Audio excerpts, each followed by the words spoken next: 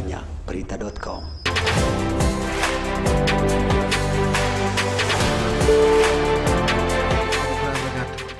Terima kasih. Silakan dari keluarga Lupil dulu. Pertanyaan Pak Supriyansa dari Golkar. Iya, terima kasih Pak Ketua. Jadi belum ada sama sekali. Jadi semuanya itu memang belum. Saya nggak bisa tidak berhubungan sama orang yang menyaksikan. Saya tidak berhubungan. Karena mungkin masalah medsos saya kurang tahu Pak gitu. Jadi itu aja, terima kasih. Oke, silakan Bu. Kami juga sama ya pimpinan, kami juga belum berhubungan secara langsung dengan saksi mata. Tolong yang dekat dengan mic-nya Bu agar kawan-kawan wartawan mendengarnya. Kami juga sama, kami belum berhubungan secara langsung dengan saksi mata. Itu, makasih. Oke, silakan Pak.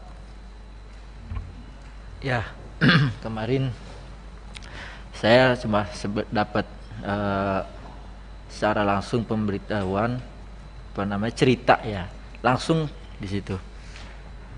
Tapi cerita ini kan, kejadian ini memang keluarga, ngiringin keluarga pengajian, bukan ngiringin kemana-mana, keluarga, sekeluarga isinya ya kan?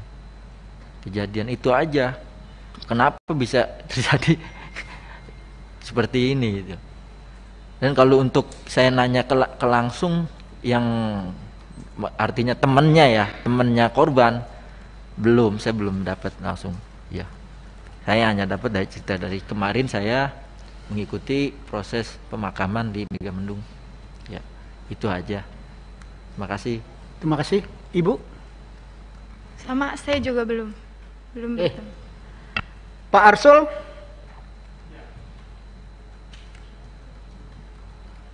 Terima kasih pimpinan atas kesempatan yang diberikan.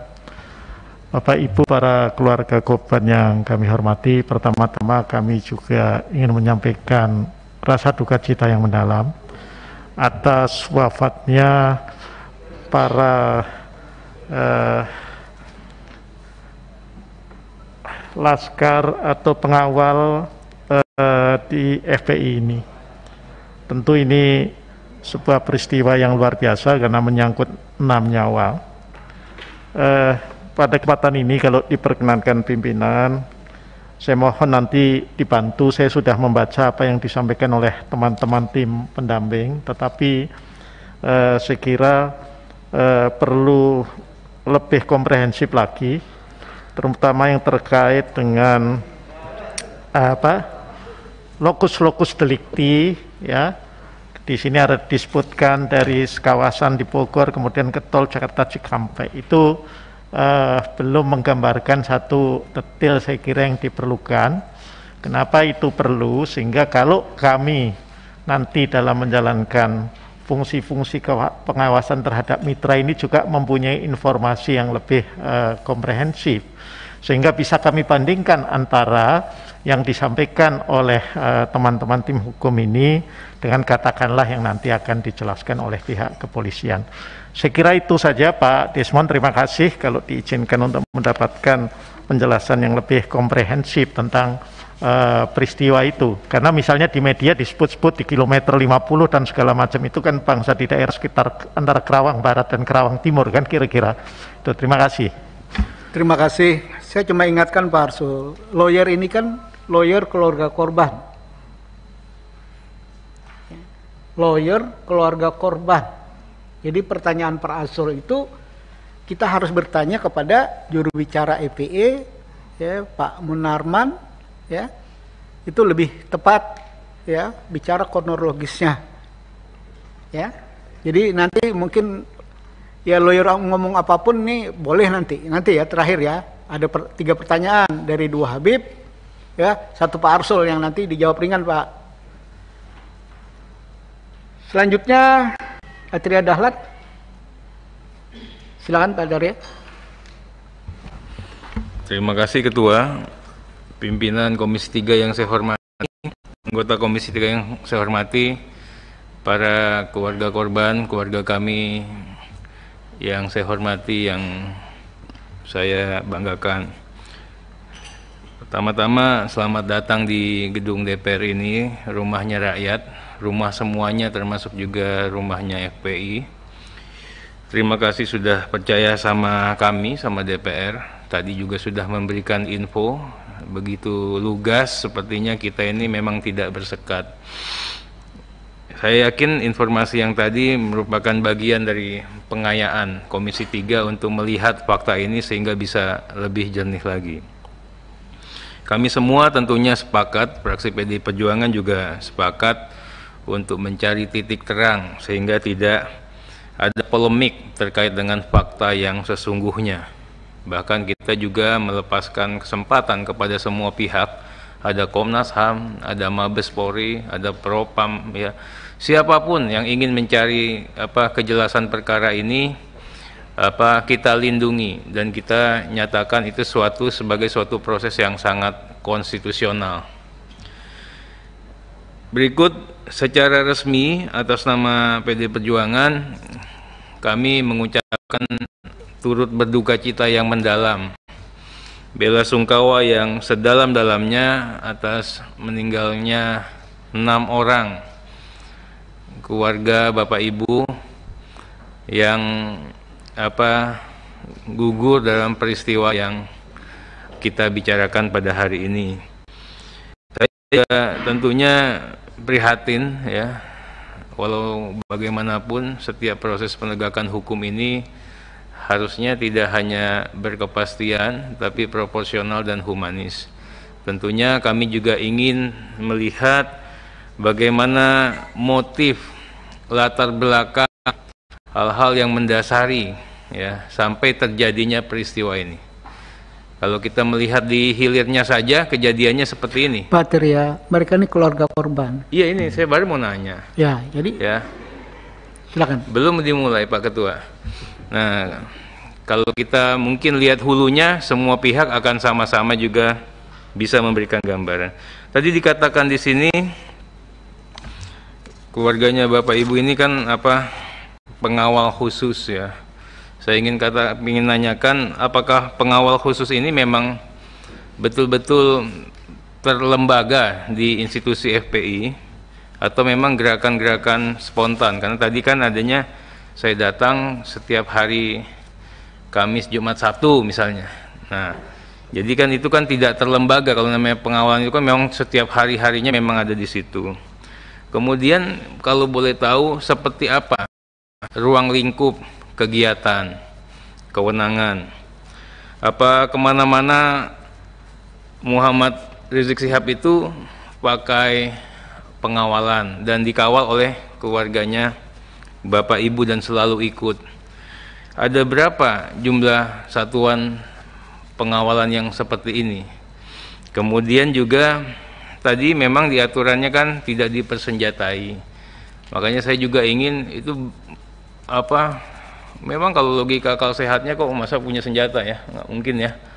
Tapi kita ingin sampaikan nanti, boleh nggak nanti dicari teman-teman yang betul-betul meyakinkan, yang teryakinkan kita semua memang hadir pada saat itu, memang keluarganya Bapak Ibu itu memang tidak dipersenjatai. Nanti Pak Pengacara mohon, ini saya membantu sebenarnya, membantu teman-teman juga untuk bisa. Kemudian katanya Pak Muhammad Rizik Syihab ini dikuntit, diikuti dan diintai Pak Pengacara, ya. Nanti itu waktu dilakukan perbuatan seperti itu, apa sudah ada laporan ke kepolisian bahwa kita ini merasa nggak nyaman ini dilakukan pemantauan seperti itu? Sudah dilaporkan ke polisi atau ke siapa? Saya itu tidak mau mendebat fakta. Yang satu bilang bawa senjata, yang satu bilang tidak bawa senjata di hadapan Bapak Ibu. Karena pertama-tama Bapak Ibu ini kan korban. Empati kami kepada Bapak Ibu sudah pasti kami berikan. Tapi atas nama objektivitas tentunya kami juga mohon nanti Bapak Ibu bisa menghadirkan teman-teman yang turut terlibat di situ, yang bisa memberikan keyakinan bahwa memang ini memang nggak ada yang bawa senjata, itu loh. sehingga nanti kita bisa lebih gampang lagi untuk memastikan dan memperjuangkan fakta hukum ini di hadapan ya salah satunya mungkin mitra kami yang dari kepolisian. Kami tentunya membantu dan memberikan atensi yang sebesar-besarnya. Bahkan tadi kalau dikatakan meminta keadilan, pastinya kita bantu, Pak. Ya, pastinya kita bantu. Kemudian juga kalau dikatakan mengawal proses hukumnya, ya, terhitung dengan kejadian ini, Mas, kita kan juga libat, walaupun kita tidak hadir ya. PD Perjuangan itu memantau, semuanya keadaan itu kita pantau betul, Pak. Sampai kita titipkan, Pak Pengacara, mudah-mudahan juga bisa disampaikan ya nanti ya. Bagaimana jangan sampai rakyat ragu atas proses penegakan hukum pasca terjadian tragedi ini. Jadi Polri tolong sungguh-sungguh. Jadi seperti itu Pak Desmond, terima kasih. Nanti ini tidak bisa dijawab oleh keluarga korban. Nanti tolong dari sisi lawyer, tapi juga kan agak-agak repot juga gitu loh. Ya, pada prinsip dasar Komisi 3 apa yang disampaikan Pak Atria Dahlan tuh ingin mencari kebenaran dari dua pihak yang sampai hari ini kami ini berusaha untuk di tengah-tengah. Ya, keterangan dari EPI begini, keterangan dari pihak kepolisian begini. Sekarang kita mendengar keluarga korban. Maka tentunya ya, rapat kita hari ini adalah kita mendengar kapasitas keluarga korban. Mungkin ada hal-hal yang diketahui seperti yang dipaparkan Pak Atria Dahlan. Itu yang sangat kami perlukan. Hal-hal dalam rangka ya, Bapak minta bantuan, kami juga minta bantuan agar fakta yang sebenarnya itu yang mana. Ya, agar Komisi 3 jelas arah tujuannya. Ini ada ketidakadilan. Tapi ada informasi yang hari ini simpang siur. Untuk proses ini Komisi 3 adalah membutirin satu-satu. Ya. Informasi itu mana sebenarnya fakta sebenarnya. Ya. Walaupun secara vulgar kalau kita bicara tentang extraordinary seperti yang dipaparkan tadi ada benarnya. Tapi harus ada pembuktian-pembuktian mendukung lain. Di luar pengadilan, benar. Tapi ada hal-hal yang harus kita. Kenapa? Karena kita menjaga semuanya. Oke. Pak Adang ada yang disampaikan? Pak Aus? Tapi lebih pada keluarga korban. Ya, ada. Silakan, Pak. Terima kasih. Assalamualaikum warahmatullahi wabarakatuh. Kami juga turut berduka cita dan mendoakan agar almarhum ini benar-benar menjadi syuhada. Saya ingin menanyakan terkait dengan keluarga korban dan sepengetahuan dari kakaknya atau pamannya ini. Ya, lebih mirip mungkin dengan pertanyaan Pak Atria tadi. Apakah ada misalnya memang ada semangat sedemikian rupa ingin mohon izin karena saya akan habis-habisan bertarung atau seperti itu. Juga pertanyaan saya adalah apakah ada pernah mengetahui gitu, berapa lama mereka menjadi pengawal dari Imam Besar Habib Rizik Syihab, berapa lama apakah mereka dilatih khusus untuk itu atau bagaimana? Ini perlu kejelasan kami sehingga clear kalau ada sebutan ini itu, meskipun di dalam Undang-Undang Dasar 1945 udah lewat Pak, jangan dijelaskan. Kita sudah tahu semua bahwa itu adalah hak untuk mendapatkan perlindungan, itu memungkinkan. Oke, cukup Pak Aus. Cukup begitu. Ada dua pertanyaan. Pertarung habisan-habisan itu maksudnya apa? Bingung nih kalau udah korban. Ya begini, biasanya ada semangat seperti itu. Bertarung sama siapa? Ya. Bertarung sama siapa?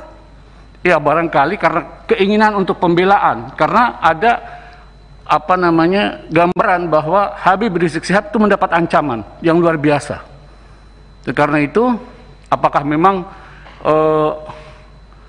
hal itu sudah menjadi program tertentu gitu untuk habis-habisan di dalam hal ini. Saya ingin mengetahui. Oke, bahasa yang paling Banyak berita.com